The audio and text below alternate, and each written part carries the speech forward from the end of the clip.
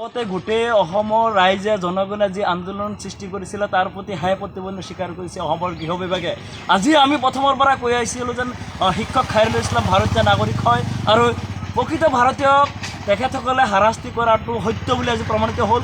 আজি ভাৰত চৰকাৰ তথা অসম চৰকাৰ বাধ্য হ'ল খাইৰুল ইছলামক পুনৰ ঘূৰাই আনিবলৈ। গতিকে অসমৰ ৰাইজক আমি ধন্যবাদ জ্ঞাপন কৰিছোঁ। মোচাৰ যি আন্দোলন, মোচাৰ যি স্থিতি আছিলে সেয়া আজি সত্য বুলি প্ৰমাণিত হৈছে। গতিকে আজি সংবাদ মাধ্যমৰ জৰিয়তে অসমৰ ৰাইজক আমি ধন্যবাদ জ্ঞাপন কৰিছোঁ। আৰু এটা কথা ক'ব বিচাৰিছোঁ যেন আজি তেওঁলোকে ক'ত সাহস পাইছিলে যেন আজি এজন স্বদেশী নাগৰিকক তেওঁলোকে মেন জন এৰিয়াত এৰি দিবলৈ। আজি পুনৰবাৰ তেখেতসকলে সেই খাইৰুল ইছলামৰ লগতে বিভিন্নজনক আজি ৰেহাই কৰিবলৈ বাধ্য হ'ল। গতিকে আমি প্ৰথমতে ধন্যবাদ জ্ঞাপন কৰিছোঁ যেন অন্ততঃ অসমৰ মুখ্যমন্ত্ৰীয়ে বুজি পাইছে যেন স্বদেশীক হাৰাশাস্তি কৰিলে যেন ইয়াৰ পৰিণাম যেন ভয়াৱহ হ'ব, সেয়া কিন্তু অসমৰ মুখ্যমন্ত্ৰীয়ে বুজি পাই গৈছিলে আৰু নতি স্বীকাৰ কৰি আজি খাইৰুল ইছলামক তেখেতসকলে আজি যোৱাকালি ৰাতি আমাক সমজাই দিছে। গতিকে আমি ধন্যবাদ জ্ঞাপন কৰিছোঁ। আমি বিচাৰিছোঁ যেন অসমৰ মুখ্যমন্ত্ৰীৰ নেতৃত্বত এই ডিপুটাৰ সমস্যাটো সমাধান হওক আৰু অনাগত দিনত যাতে এজনো স্বদেশীক যাতে হাৰাশাস্তি কৰা নহয় আমি মোচাই আহ্বান জনাইছোঁ। আমি কথা দিয়া ধৰণে মুখ্যমন্ত্ৰীয়ে যেনেকৈ কথা ৰাখিছে আমিও কথা ৰাখিম। আপোনালোকে গাঁৱে লোক আদালত পাতি ডিপুটাৰ সমস্যাটো সমাধান কৰক। স্থানীয় মেজিষ্ট্ৰেট থাকিব, তাত মোচাৰ কৰ্মকৰ্তাসকল থাকিব, অসমৰ জনগণ থাকিব, কিন্তু স্বদেশীক বিদেশীক এটা নামত হাৰাশাস্তি কৰাটো কোনো পধ্যে গ্ৰহণযোগ্য নহয়। গোটেই অসমৰ ৰাইজে জনগণে যি আন্দোলন সৃষ্টি কৰিছিল তাৰ প্ৰতি হাই প্ৰতিবন্ধ স্বীকাৰ কৰিছে গৃহ বিভাগে। আজি আমি প্ৰথমৰ পৰা কৈ আহিছিলোঁ যেন শিক্ষক খাইৰুল ইছলাম ভাৰতীয় নাগৰিক হয় আৰু প্ৰকৃত ভাৰতীয়ক তেখেতসকলে হাৰাশাস্তি কৰাটো সত্য বুলি আজি প্ৰমাণিত হ'ল। আজি ভাৰত চৰকাৰ তথা অসম চৰকাৰ বাধ্য হ'ল খাইৰুল ইছলামক পুনৰ ঘূৰাই আনিবলৈ। গতিকে অসমৰ ৰাইজক আমি ধন্যবাদ জ্ঞাপন কৰিছোঁ। মোচাৰ যি আন্দোলন, মোচাৰ যি স্থিতি আছিলে সেয়া আজি সত্য বুলি প্ৰমাণিত হৈছে।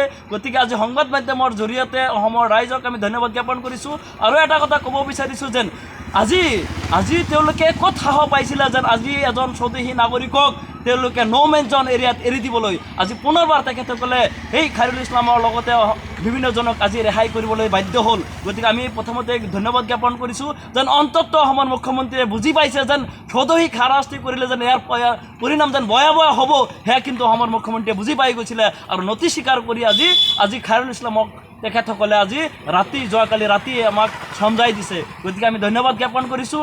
আমি বিচাৰিছোঁ যেন অসমৰ মুখ্যমন্ত্ৰীৰ নেতৃত্বত এই ডিপুটাৰ সমস্যাটো সমাধান হওক আৰু অনাগত দিনত যাতে এজনো স্বদেশীক যাতে হাৰাশাস্তি কৰা নহয় আমি মোচাই আহ্বান জনাইছোঁ।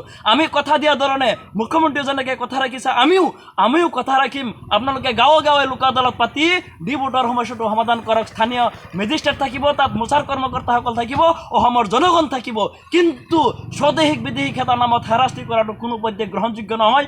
গোটেই অসমৰ ৰাইজে জনগণে যি আন্দোলন সৃষ্টি কৰিছিল তাৰ প্ৰতি হাই প্ৰতিবন্ধ স্বীকাৰ কৰিছে গৃহ বিভাগে।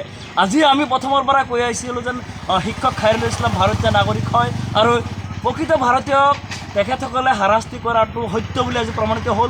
আজি ভাৰত চৰকাৰ তথা অসম চৰকাৰ বাধ্য হ'ল খাইৰুল ইছলামক পুনৰ ঘূৰাই আনিবলৈ।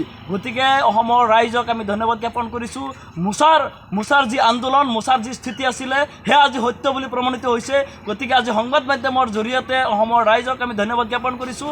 আৰু এটা কথা ক'ব বিচাৰিছোঁ যেন আজি তেওঁলোকে ক'ত সাহস পাইছিলে যেন আজি এজন স্বদেশী নাগৰিকক তেওঁলোকে মেন জন এৰিয়াত এৰি দিবলৈ। আজি পুনৰবাৰ তেখেতসকলে সেই খাইৰুল ইছলামৰ লগতে বিভিন্নজনক আজি ৰেহাই কৰিবলৈ বাধ্য হ'ল। গতিকে আমি প্ৰথমতে ধন্যবাদ জ্ঞাপন কৰিছোঁ যেন অন্ততঃ অসমৰ মুখ্যমন্ত্ৰীয়ে বুজি পাইছে যেন স্বদেশীক হাৰাশাস্তি কৰিলে যেন ইয়াৰ পৰিণাম যেন ভয়াৱহ হ'ব, সেয়া কিন্তু অসমৰ মুখ্যমন্ত্ৰীয়ে বুজি পাই গৈছিলে আৰু নতি স্বীকাৰ কৰি আজি খাইৰুল ইছলামক তেখেতসকলে যোৱাকালি ৰাতি আমাক সমজাই দিছে। গতিকে আমি ধন্যবাদ জ্ঞাপন কৰিছোঁ।